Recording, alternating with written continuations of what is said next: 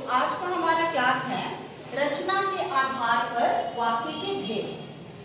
जैसा कि आप देख पा रहे हैं, रचना के आधार पर वाक्य के 3 भेद हैं: सरल वाक्य, मिश्र वाक्य, संयुक्त वाक्य। सरल वाक्य क्या है?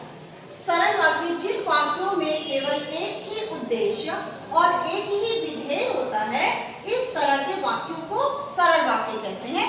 इसमें योजक चिन्ह नहीं होते। योजक चिन्ह यानी दो वाक्यों को जोड़ने वाले शब्द, उसे योजक चिन्ह कहते हैं। तो ये वाक्य सरल होते हैं, इसमें कोई योजक चिन्ह नहीं होते हैं। जैसे माँ बच्चों के लिए खाना बनाती है, ठीक है। उसके बाद दूसरा है मिश्र वाक्य। मिश्र वाक्य क्या है? मिश्र वाक्य दो या दो से अधिक वाक्यों के मेल से बनता है, जिसमें एक प्रधान वाक्य होता है और दूसरा उस पर आश्रित होता है। इसमें योजक चिन्ह होते हैं।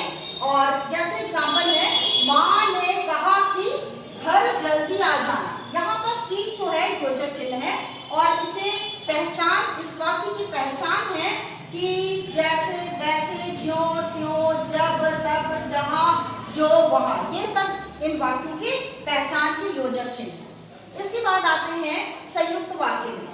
संयुक्त वाक्य क्या है? संयुक्त वाक्य भी दो या दो से अधिक वाक्यों के मेल से बनता है, लेकिन जब इन वाक्यों को अलग किया जाता है तो इसमें दो अलग स्वतंत्र वाक्य मिलते हैं। जैसे राजू घर गया और खाना खाकर सो गया। इसमें दो स्वतंत्र वाक्य है। अगर इन्हें तोड़ा जाए तो दो स्वतंत्र वाक्य आएंगे। जैसे राजू घर गया एक स्वतंत्र वाक्य है और खाना खाकर सो गया वो एक अलग स्वतंत्र वाक्य है। संयुक्त वाक्य की पहचान है और, या, अथवा, किंतु, परंतु, लेकिन, पर इत्यादि।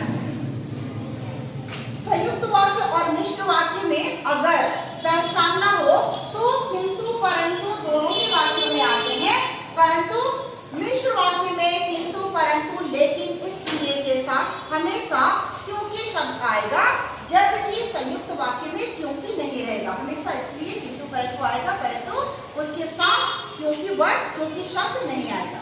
तो ये थे रचना के आधार पर वाक्य के भेद।